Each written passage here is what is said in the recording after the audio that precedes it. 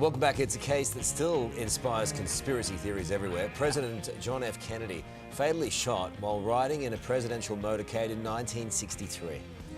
Good evening. The essential facts are these. President Kennedy was murdered in Dallas, Texas.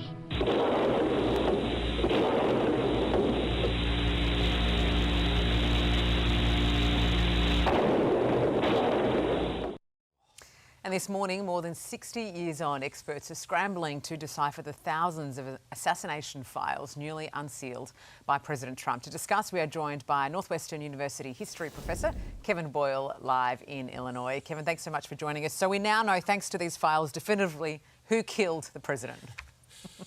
Yes, everything has been cleared up now. So what the files really do is they start to fill out a larger context of the period, but they don't answer the question that everyone has in mind. Was there a big conspiracy, and who fired the fatal shots? So how does it fill it out then? So what it really does, if you take a look at some of these documents, and that's the best I've been able to do, what it really does is it shows the really wide range of covert operations that the United States was conducting during the Kennedy years, and particularly how much it was working to overthrow the government of Fidel Castro in Cuba. And that is really a fascinating thing to see, how it connects to the Kennedy assassination. Who knows? Does it shed any light on this theory, the widely held theory that there was a second shooter?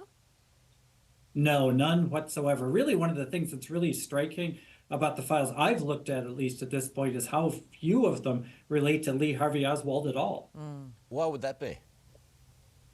Well, when they collected this material, which was under a congressional act, when they collected this material, what they did is they gathered up huge amounts of material, some 6 million pieces of paper.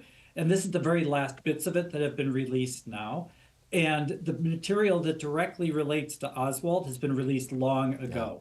Got you. So there was this interesting mention about an Australian reference. The US Embassy in Canberra at the time reportedly receiving warnings from a driver who claimed to work with Soviet diplomats of an assassination attempt before JFK was actually killed.